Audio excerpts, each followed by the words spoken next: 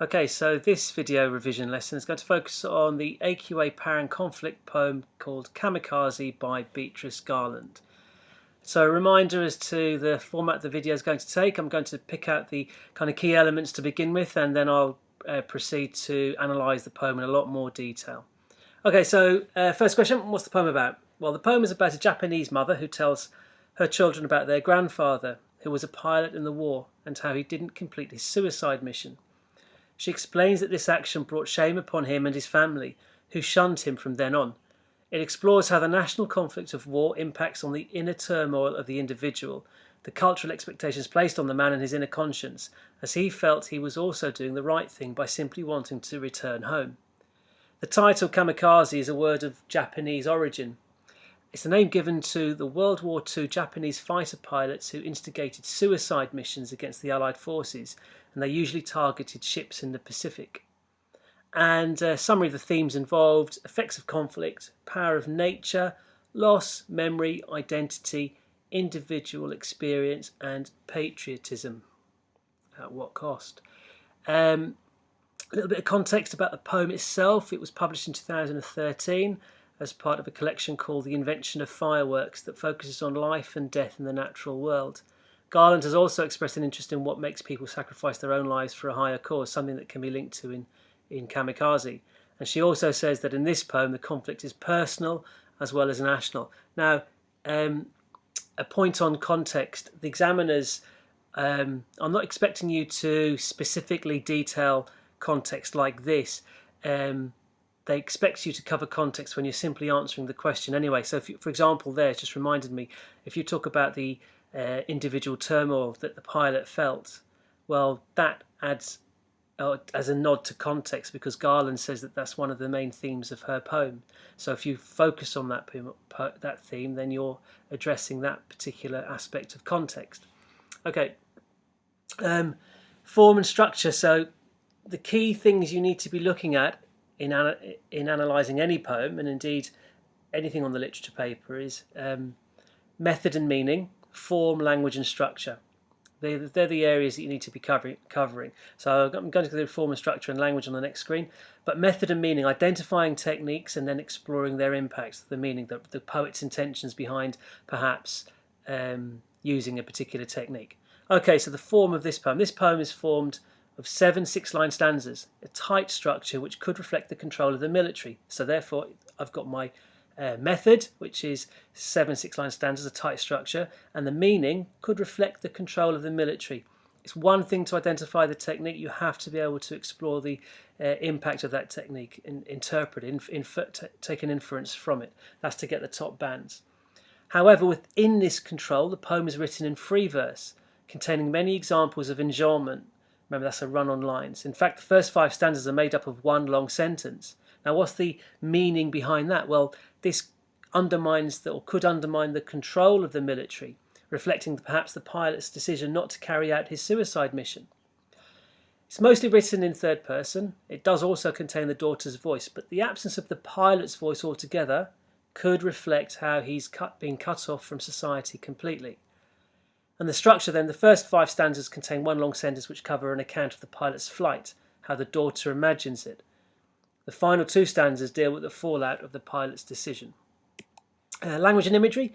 Natural imagery, you just mentioned natural imagery, that's a nod to context as well, is prevalent throughout the poem. A green-blue translucent sea conjuring up a beautiful image of nature. Shoals of flashing silver, sorry, it's a tongue twister. Shoals of fishes flashing silver uses sibilants to add to this positivity.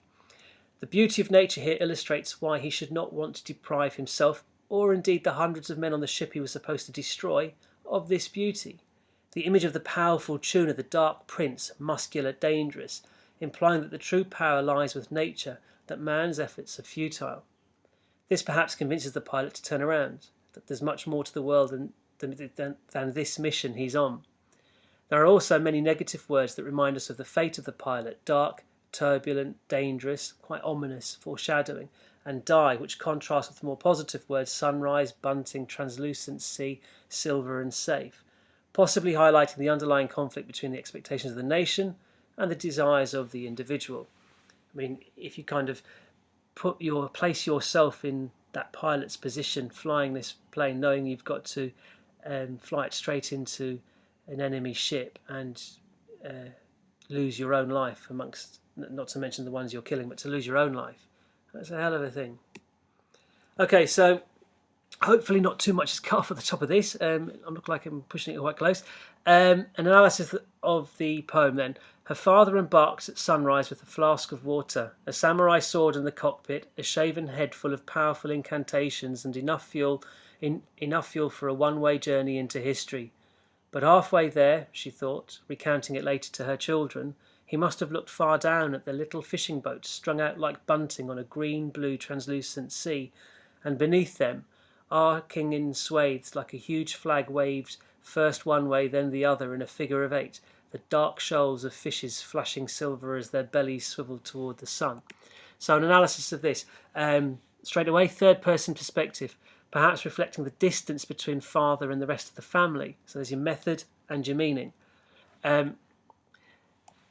Embark, casual term to describe a death mission, isn't it? Her father embarked at sunrise. Sounds quite, off for a little summer jaunt, really. But he's going on a suicide mission. Japan is known as the land of the rising sun, so there's a reference to maybe patriotism and doing what your country wants you to do. Powerful incantations hints at the pilot being under some kind of patriotic, hypnotic spell. An incantation, like a little chant you repeat to yourself. Journey into history, perhaps considered heroic for his sacrifice. So journey into history, he'll be remembered and applauded and revered for this act. But the flip side of that, conversely, he didn't go through with it. So the shame then is his reward. Enjolment highlighting a shift in tone, a shift in direction for the plane too, perhaps, as it is now heading home. So there's your method, your technique, and there's your impact. What does it reflect? What's the poet's intentions behind the use of enjolment here? Well, here it's to reflect the but. Now that turn, halfway there, he turns the plane around. She thought implies the pilot has no voice. She can only second guess his actions. That reflects his ostracization, his isolation, him being cut off from the rest of his family as well as society. Strung out like bunting. Heavy irony in this simile. Bunting is typically a homely, welcoming image. You'll see it draped across doorways, welcome home. But, considering the pilot's actions, there would be no victorious homecoming for him.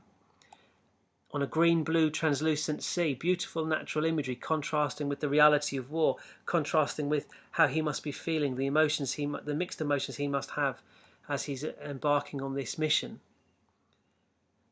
Simile again representing a symbol of nationalism, like a huge flag. Infinity shape, the figure of 8, suggestion of being trapped. You can't escape the figure of 8. You circle it out. Okay, I'm doing it backwards. I can't do it.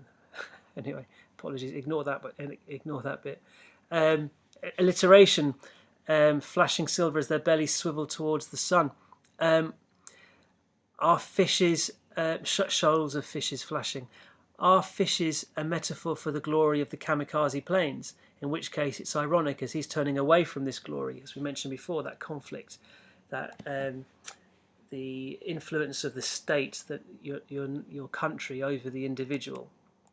Okay, and remembered how he and his brothers waiting on the shore built cairns of pearl grey pebbles to see who's withstood longest the turbulent inrush of breakers, bringing their father's boat safe. Yes, grandfather's boat, safe to the shore, salt-sodden, awash with cloud-marked mackerel, black crabs, feathery prawns, the loose silver of whitebait, and once a tuna, the dark prince, muscular, dangerous. So shift to memories of the pilot. Remember, we're still in this first long sentence, the first 5 stanzas comprising one long sentence. Nostalgic tone is set here. No punctuation pauses in this stanza. Have his thoughts now overcome the previous incantations, and he's coming up with all the reasons why he really should turn home.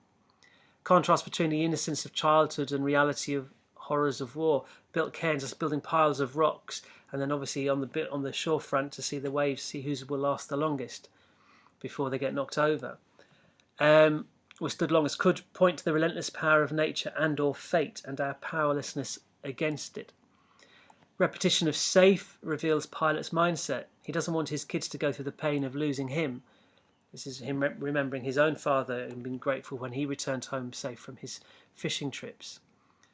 Direct speech, as if she's answering a question from one of her children, gives it more realism, authentic. Beautiful description of nature, with a warning also to the reader of nature's danger. The dark prince, muscular, dangerous. And here's the poem's first full stop. It signals the end of the flight. Should have ended with his death, but actually he's returned home to his family. So how does his life continue? Well, and though he came back, my mother never spoke again in his presence. Nor did she meet his eyes, and the neighbours too. They treated him as though he no longer existed. Only we children still chattered and laughed, till gradually we too learned to be silent, to live as though he had never returned, that this was no longer the father we loved. And sometimes, she said, he must have wondered which had been the better way to die. That's harsh. That is tough as a father. Okay, the italics here indicate a shift to first-person perspective. So we're having the speaker's real experiences conveyed. Again, no Pilot's voice. Is that significant? Less descriptive account of her father's life later, reflecting perhaps how difficult it was dealing with the shame of having returned. No longer existed. Irony is, though he survived, he is still treated as if he is dead. Probably worse, because he would have been hero worshipped. But his own wife wouldn't talk to him. Points to daughter's pain seeing what happened to her father upon his return. So even the children, innocent as they were, understood that something was wrong, and soon their talking and laughter stopped completely. He was no longer the father we loved, implies that he'd changed greatly. And there's our second full stop. And then we end with a final, shorter sentence. And sometimes, she said, he must have wondered which had been the better way to die. Shift once more in perspective, a final short sentence reflecting destructive nature of patriotism, just doing the right thing for your country. That the poem ends with this word is significant, because that's how the Kamikaze pilot's mission should end, with death, his death. But it didn't in this case, but the poem does, and so maybe he died a death of some description, and because of the way he was treated by his family and his neighbours, maybe he thinks that it would have been the right thing to continue with his mission, harsh as that sounds. Okay, so that's a detailed analysis of Kamikaze. A little summary of the poetic devices used. You can use these in your analysis. Free verse, tight structure, you've got your stanzas as well. Third person, enjambment, natural imagery, contrast, juxtaposition, sibilance, negative imagery. Useful vocabulary to use when analysing. Patriotism, national identity, personal, shame, regret, shunned, ashamed, abandoned, loss. Links to other poems. Power of nature over man in the prelude, and tissue, or national identity and checking out me history. Okay, hope you found that one useful. Obviously, keep an eye on all the other videos that are there, and good luck in your revision and in the exams. Bye now.